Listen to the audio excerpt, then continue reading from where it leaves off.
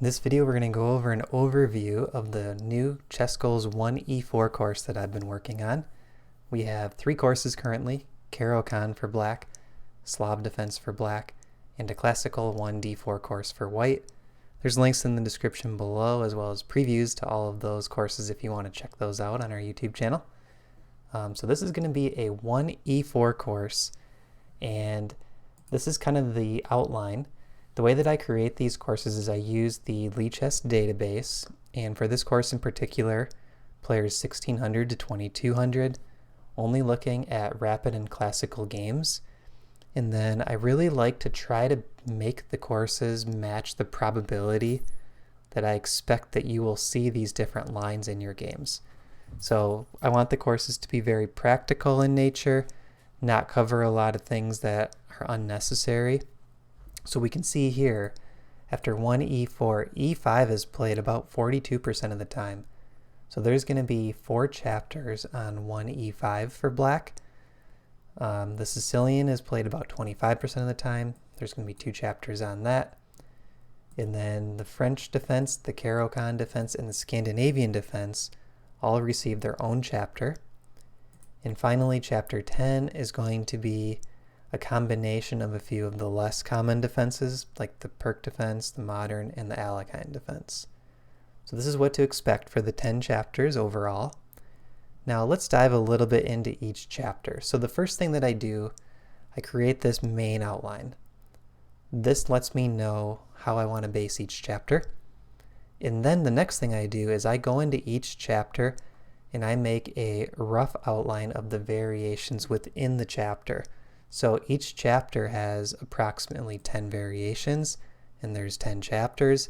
I want each line to be, somewhere around 1% of the games you will see after you play 1e4. So that's kind of the idea of the course.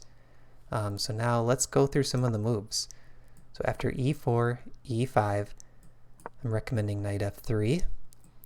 And after knight to c6, the most common move, I decided on d4.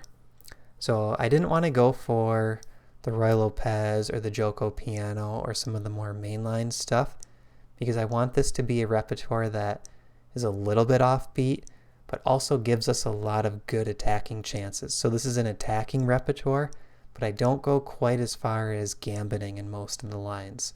After e takes d4, I heavily considered playing or recommending c3, the Goring Gambit. I've had a lot of fun with this throughout my career.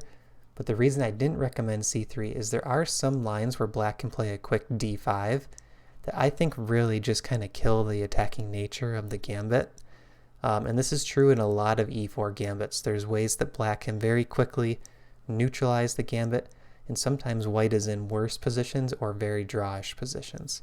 So I wanted to avoid those types of lines. And I finally decided on knight takes d4, going for the Scotch game.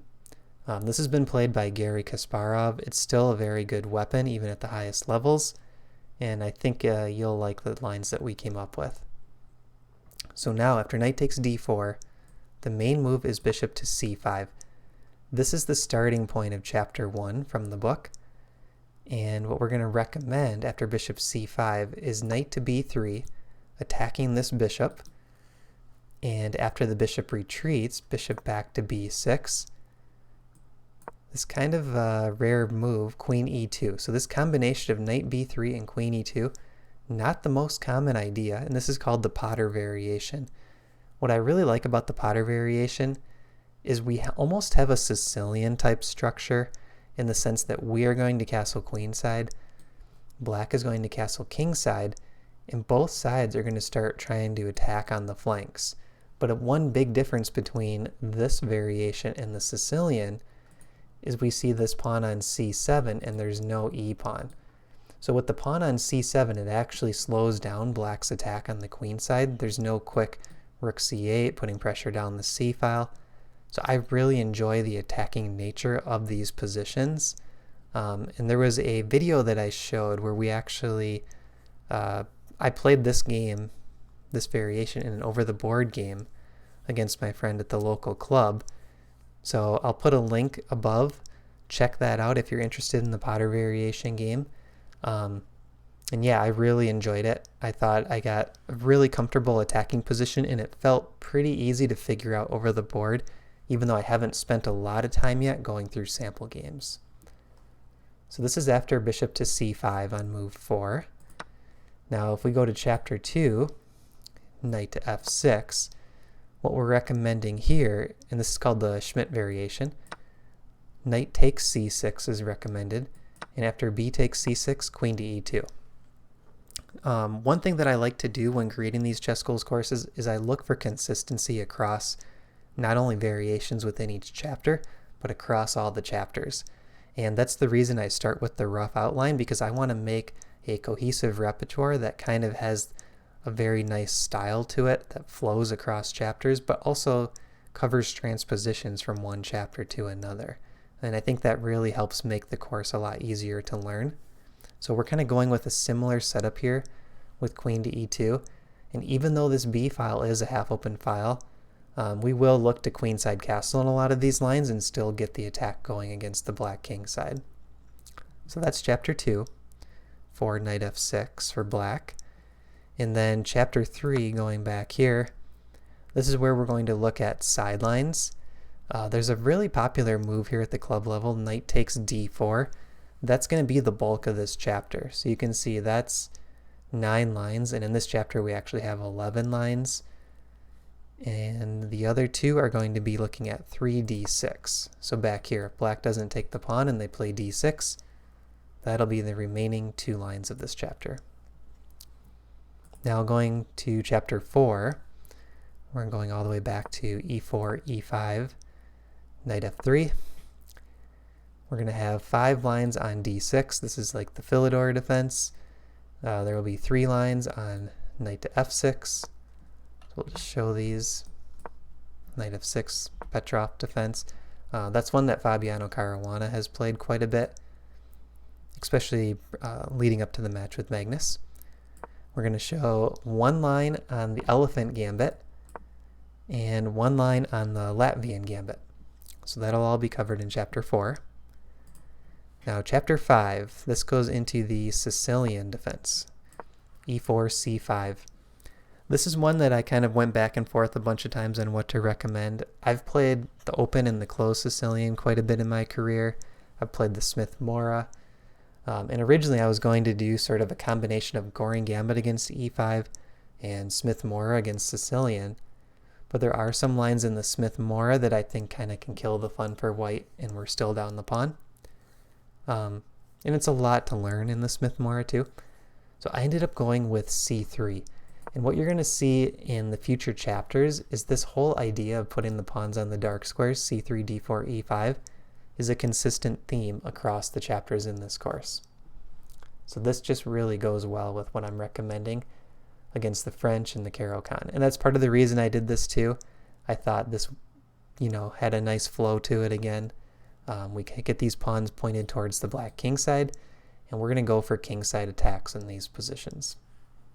So after c3, chapter 5 covers knight to c6 on move 2, as well as d5 on move 2. And if e6 is played, this will transpose into our French chapter. So that's another nice benefit.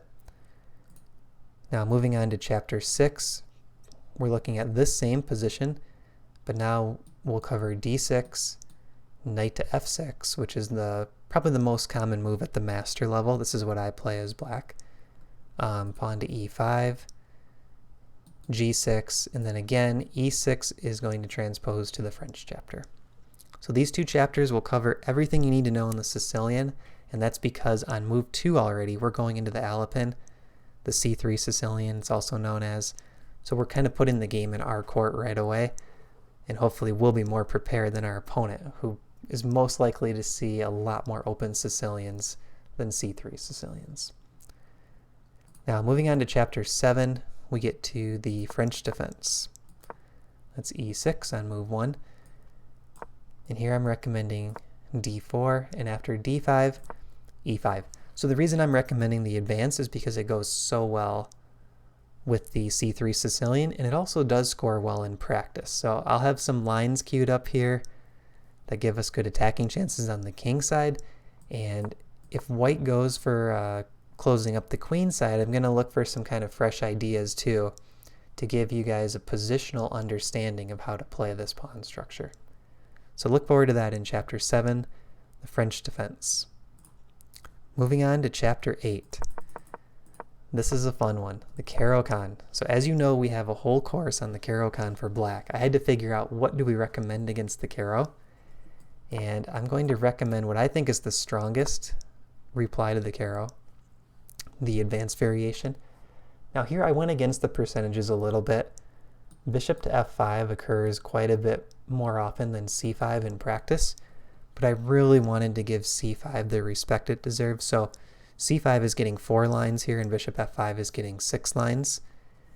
Against bishop to f5, I'm recommending h4, the Tal variation. And this one is really tricky for black and it gives us some great attacking chances. So I'm excited about this line. And after 3c5, I'm recommending what I think is the most annoying line for black when you play this, c4 right away. And the reason this is annoying is because these 4 pawns are all in the center, but white has this additional e pawn up compared to this e7 pawn for black. So white has a lot more development and the center is about to just blow open right now with all this pawn tension. So that's our recommendation against the Caro. It's going to be the advanced variation, looking to play aggressive. Moving on to Chapter 9, we have the Scandinavian Defense, e4, d5. And the nice thing about the Scandinavian Defense is the computer and the stats love white in a lot of the lines. So even though it's very solid for black, I think this is a defense that hopefully you'll look forward to facing once you see the recommendations in the course. After e takes d, queen takes d, we're going with the strongest move, knight to c3. Queen a5 is most likely.